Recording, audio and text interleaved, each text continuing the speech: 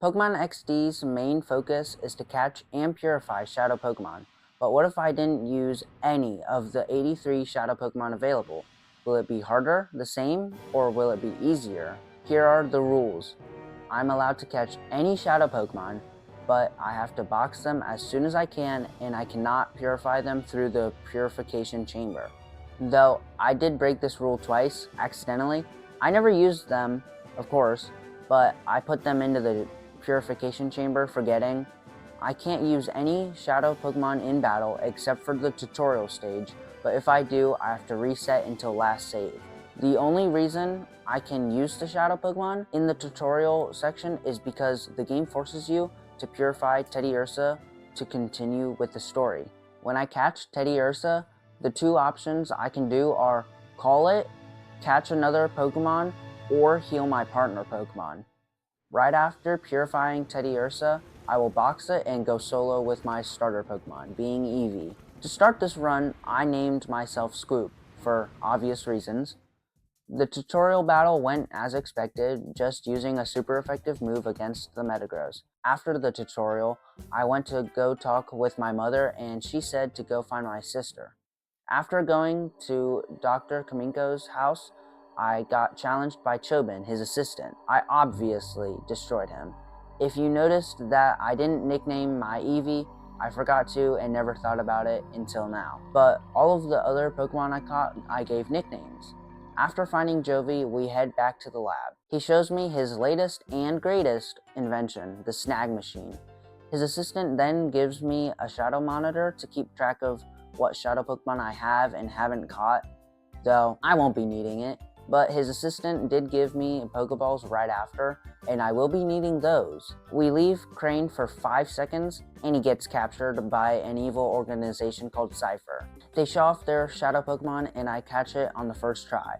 Without Crane, the other scientists plan to finish the purification chamber without him, but since they need parts from Gideon Port, they make me go. And my mother wants me to take Jovi along with me.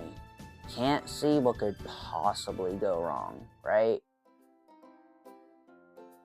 So because Jovi runs into this huge buff man, I'm about to get the crap beat out of me until this little man and his henchmen step in. They beat him up for me, leave, and I get the parts for the purification chamber, which I won't be using. But while I'm there, I meet a guy and he says he has evolution stones for Eevee. So I take my time and I choose which evolution I want. I don't want the Lavrina fight again, so Jolteon and Vaporeon is not an option. And I had used Jolteon 2 times anyway, so it wouldn't be special. Flareon sucks in general, and I hate fire types because of a certain someone, so that left me Umbreon and Espeon. I chose Espeon because it'd be a really good Pokemon for the Lavrina fight, and it has an amazing special attack, and because I'm not going to be using Gardevoir, then I need a Psychic type. I didn't need a Dark Pokemon because I'll be using a different Pokemon for Dark Stab, and Umbreon isn't a good attacker in general anyway, so it wouldn't be useful. So anyway, after finding Purr, I went back to the lab to deliver the supplies. My mom told me I had to then go to Agate to get my Teddiursa purified because the chamber wasn't ready at the lab. There were 2 parts of the run that were the most tedious. This part and when I need to grind levels. I had to solely attack with Eevee the entire time and hope Teddiursa was the Pokemon getting targeted. For every single battle, I hit the call button because I couldn't attack with it, but on the bright side, my Eevee evolved in the first battle. After grinding and whittling down Teddiursa's heart gauge, I finally purified it, and then immediately boxed it. Egan told me that he knows a guy at Mount Battle and thinks that Vander, his friend, has seen suspicious activity in the desert. So I go talk with Vander and he tells me that there's a Cypher research facility down south. I arrive at this facility and see 6 colorful men lining up like it's a Pride Month parade. I battle these goons and make my way inside. I then battle through the entire Cypher lab and start over-leveling my Espeon until I battled this guy. Without any Pokemon beside Espeon and no real way to damage the 2 Pokemon, I easily lost and got sent back to the lab. To be honest, I lost the footage of the rematch, but I can tell you that I caught the Carvanha because that and Houndour are in the purification chamber. Whoops. I kept going through the lab and found Crane. He was guarded by Peon Naps, so once I dealt with him, I ran outside to bring Professor Crane back to the lab, but Lavrina was in my way. Espeon O-Code, Beautifly, and Roselia, and then brought Delcatty to low. To not waste Confusion PP, I finished it off with Quick Attack. And then, I don't know why, but I used Quick Attack twice in a row to finish off the Love Disc instead of Confusion. I have no clue why I did that. After getting back, the scientists finished the purification chamber and made me put at least one shadow Pokemon in, so that's probably why the Houndour was there. But the Carvanha was a little questionable. After looking up where this Dayton guy was, he said that he couldn't hack the data ROM, and Crane told me that he knows a guy in Pyrite Town who can probably hack it. So after getting to talk with Net, he said he and his guys could hack it, but it would take some time. So I go to the Pokespots, being my only way of actually catching Pokemon, and encounter Mirror B for the first and last time of this playthrough. I tried to join, but he wouldn't go for it. He didn't believe me, so I had to beat him while listening to his banger music. Okay, so when catching all of the Pokemon at the Pokespots, I wasn't recording at all. So the overview is that I caught a couple Pokemon and named an Aeron I found Tank, a Hoppip I named Jumpy, and a Trapinch I called Flyboy. I also caught a Wooper and Phanpy, but those would be used as death fodder in case I needed a turn to heal or just a turn to have a free turn. So I'm effectively battling with only 4 Pokemon. Battling through the ONBS building, I got to the top and had to battle this large buff guy who even rivaled Zook. Even worse, he had Net's sister, and I guess he didn't have an annoying sister because he gave the data ROM to the buff man for his sister back. I definitely would not be doing that. So after Cypher erased all of the info from the data ROM, I had to fight this big buff guy.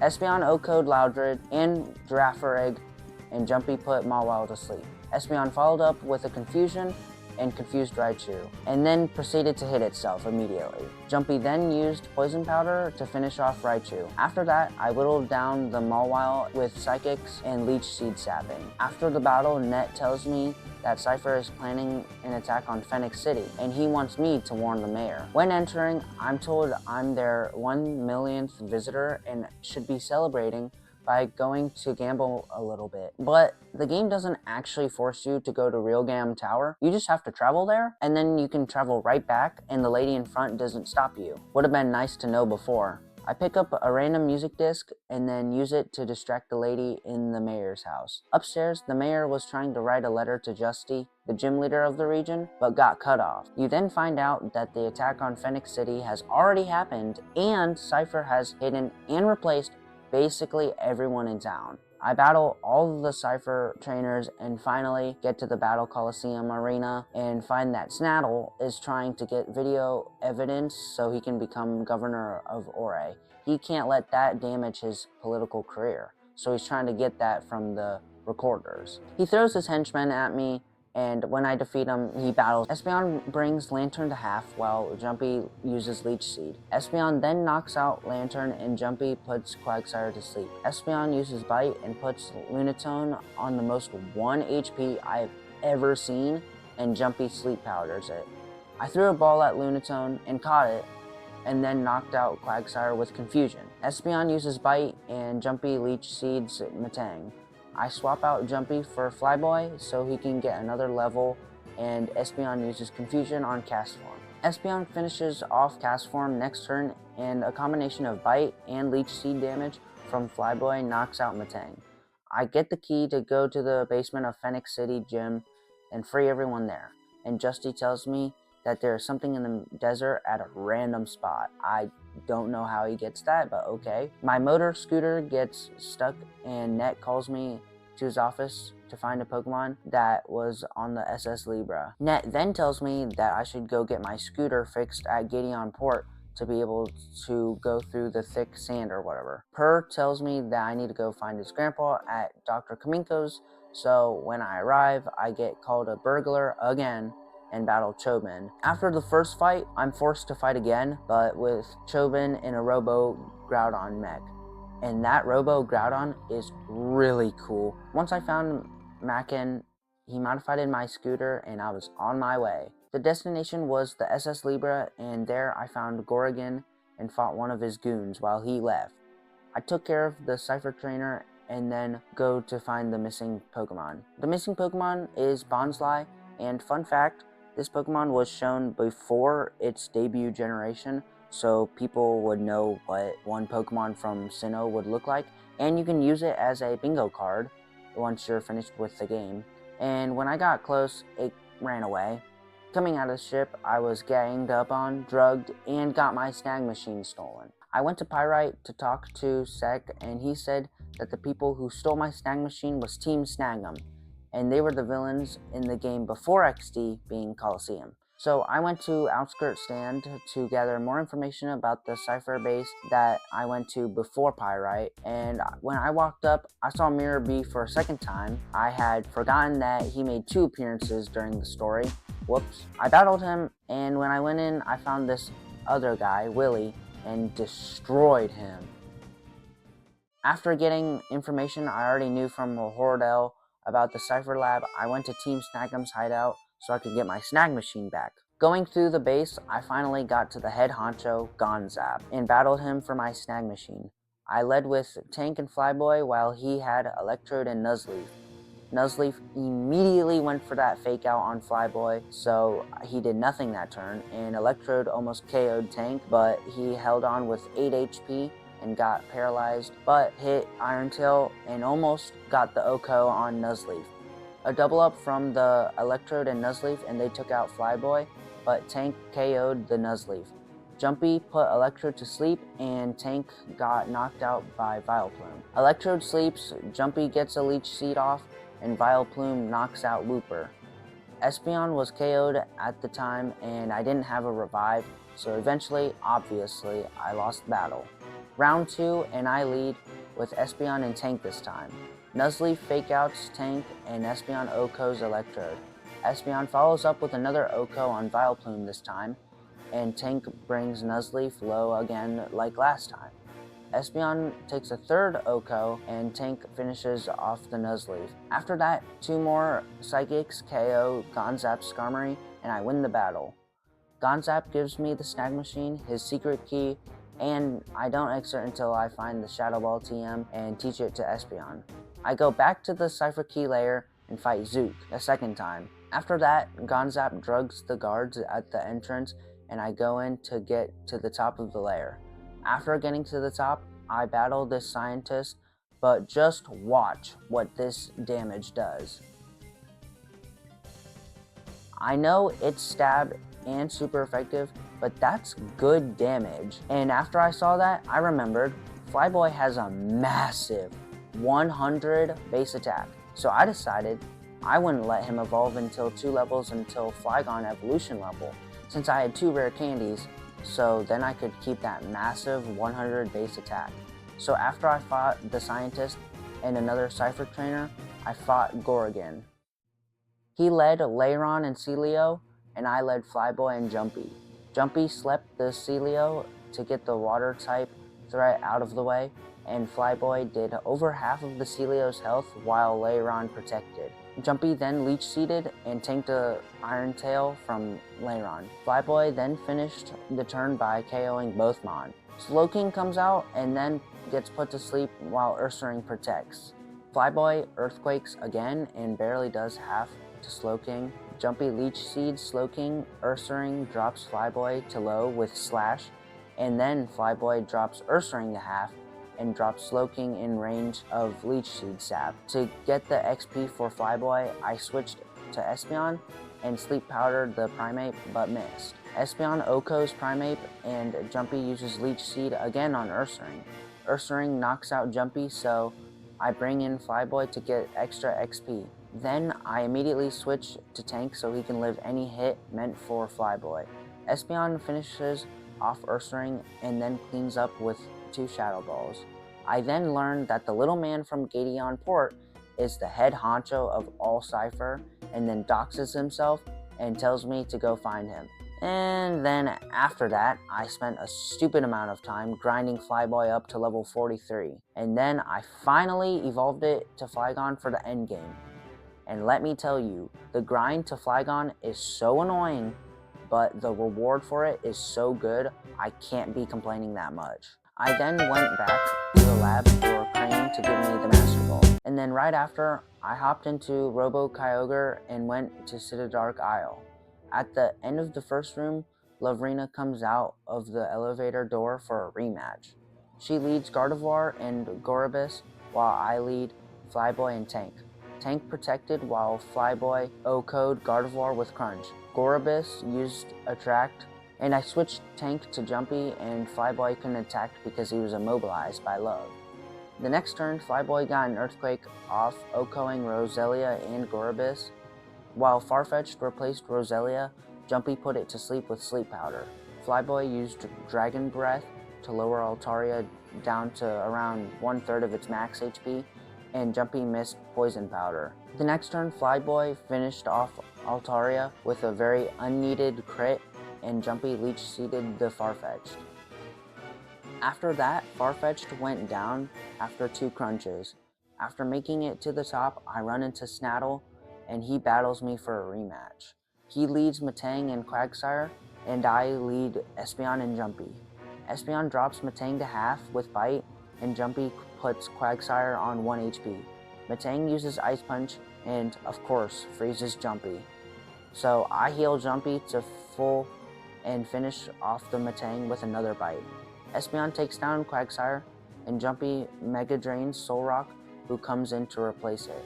Espeon brings Solrock down with Bite, and Jumpy uses Mega Drain on Castform. Then Scizor does massive damage to Espeon with a Silver Wind. Espeon then does basically nothing to Scizor, and Jumpy puts it to sleep. I double up on the Castform slot, bring it down with a Psychic, and Jumpy Mega Drains the Starmie coming in. I finish off Starmie with Bite, Jumpy Leech Seeds the Scizor while it stays asleep. I get a free Psychic and Mega Drain off, and bring Scizor to 1 HP, and then finish it off the next turn. The next battle is a little harder. I lead with Flyboy and Jumpy while Ardos leads Alakazam and Swellow. Flyboy O-codes the Alakazam, and Jumpy puts Swellow to sleep with Sleep Powder. Flyboy uses Dig while Swellow stays asleep, and Jumpy gets a free Leech Seed off. Kingdra goes for Jumpy with Ice Beam, but Jumpy lives with 6 HP. He is a tank. Maybe he's the new tank. I really didn't think he would live that, but it didn't matter because he got KO'd by the Shadow Storm damage. I bring in Tank next, and while Swellow sleeps, Flyboy brings Kingdra to half from Dig. Kingdra uses Hydro Pump, hits, crits, and O-codes. I'm pretty sure the critical hit never even mattered. I bring in Espeon next, Swellow stays asleep, and I KO it with Psychic. Flyboy uses Earthquake and does barely any damage on Heracross, massive damage to Espeon, and takes the KO on Kingdra at least. Espeon KOs Heracross with the Psychic, and Flyboy digs. Electabuzz uses Shadow Break and KOs Espeon, but Flyboy O-codes Electabuzz right after, but gets paralyzed. Burger gets some experience, not that it matters, and the Snorlax just doesn't attack, which is fine by me. Next turn, Flyboy does nothing with Crunch, and Snorlax uses Shadow End and brings itself to low. The next turn, Earthquake finishes off Snorlax. I go into the ballroom, whatever it is, and Greevil blocks me with a glass window, so I have to find a different way in.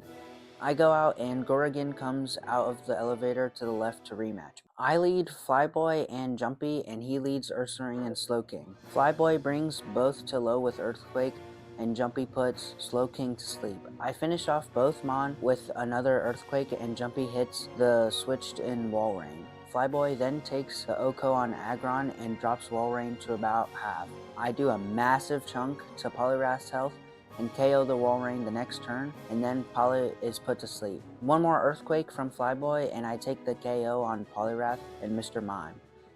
That battle is definitely the easiest to spam Earthquake, and it's very satisfying. Finding my way around, Greevil throws his last Cypher admin at me when I enter. Eldest sends out Ninjask and Manectric, while I send Flyboy and Jumpy out. Ninjask gets an Omni boost from Silverwind, and Flyboy digs. Forgetting that this was a Ninjask, not Shedinja, I used Poison Powder and poisoned it, thinking that it would die to the poison. Manectric drops Jumpy to red with Shadow End, and I KO it with Dig afterward. I switch to tank, and Flyboy does more than half to Salamence, and then it immediately paralyzes it, and immediately after that it gets immediate full para. I tried to catch the Salamence thinking I had good luck, but completely wasted Flyboy's turn because it didn't catch at all. But at least Rock Tomb hit and KO'd Ninjask. I healed Flyboy up and used Dragon Breath to KO Salamence. I put Flygon on the most 1 HP I've ever seen in my life, and both the Tank and Marowak missed their moves. I protect Tank and finish off the Flygon with Crunch. Marowak does massive damage to Flyboy, and the next turn I switch Tank to Jumpy and use Earthquake to bring the Marowak to low. Jumpy faints from the Shadow Sky damage, and I bring Espeon to fill in. Flyboy finishes off Marowak, and Espeon does some chip damage to Lapras, but Lapras KOs Flyboy with Shadow Storm. I bring in Tank and finish off Lapras with a Psychic. Following Gravel outside, he shows me his supposedly unpurifiable Oriful Shadow Lugia. Just because it can't be purified though, doesn't mean I can't catch it. After that, with no more henchmen to throw at me, Gravel goes, "Fine. I'll do it myself," and opens his creepy eyes and battles me. For a small, old little guy, he can do a flip just fine. Reminds me of someone else I know. He sends out Shadow Moltres and Shadow Rhydon, and I send out Tank and Jumpy. Jumpy somehow outspeeds and lands a Sleep Powder, putting Rhydon to sleep. Moltres then uses Shadow Fire, but Tank tanks it, obviously he's a tank, and responds with a Rock Tomb, bringing Moltres down to low as well, and dropping its speed, which is good. Tank protects, and Jumpy uses Poison Powder on Moltres. Moltres attacks into my Protect, and Rhydon stays asleep. I mistakenly heal Tank to full using his turn instead of Jumpy, and Jumpy Mega Drains, and somehow OHKOs the Shadow Rhydon. I mean, I'll take all the damage I can get, so I'm not complaining. Shadow Exeggutor comes out, and Moltres brings Tank to low again, but then immediately dies of poison damage. Shadow Tauros takes its place, and on the next turn I protect and miss my Sleep Powder. That's great. Can I just say, up to this point, I have never valued Protect this much on a Pokemon. Only in competitive battles, not playthroughs. Exeggutor then does just under half to Jumpy's health with Shadow Storm. I heal Tank again, and Tauros wastes a turn trapping my Mon on the field.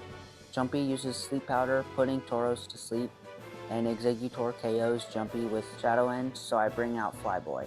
Flyboy gets a much unneeded crit on the Exeggutor, taking the KO, and Greevil sends out Shadow Articuno. While Tauros stays asleep, Tank goes for a 4x super effective Rock Tomb and lowers its speed, but only does about half because of the Intimidate. Flyboy goes for Dig while Tank KOs Articuno with Rock Tomb. Tauros is still asleep the next turn, and Zapdos drops Flyboy to low with Shadow Bolt, while Tank does decent damage with another Rock Tomb. Flyboy uses Dragon Breath, Tank survives the Shadow Bolt, and brings Zapdos to 1 HP. Tank protects, but Tauros wakes up and KOs Flyboy. So to replace Flyboy, I brought out Wooper for Death Fodder. Wooper dies immediately, and I bring out Phanpy as more Death Fodder. Tank gets the KO on Zapdos, and the last Pokemon standing is Tauros. I heal Tank to full again, but Tauros takes the KO on Phanpy instead, while Tank gets a free Iron Tail on it, dropping it to low. On the last turn, Tauros goes for Shadow Sky, and with Espeon, I finish it off with one Psychic, finishing XD with no Shadow Pokemon, and more impressively, basically only 4 Pokemon. Cypher is defeated, and I didn't use a single Shadowmon to help me. To answer the question, not using any Shadow Pokemon made the game harder, but in a good way. I had a lot of fun with Jumpluff, using it for the first time and putting everything to sleep. That was really fun and cheesy. and being able to use Aggron in any game for once in my life. I've always gotten really close, but I really don't like the grind because it's in a bad experience group, so I don't think it's worth it half the time. It was nice to use Espeon as well since I had never tried it, and it felt really good with Flygon. Though the one thing I genuinely hated was grinding up its levels a bunch. It was actually so tedious. But I found this challenge really doable and fun, and that's the most important part, right? I really hope you liked my No Shadow Pokemon run, and if you have any other challenge videos I should do for any game, comment down below. I hope you have a good day or night whenever you're watching this. God bless, and I'll see you in the next one.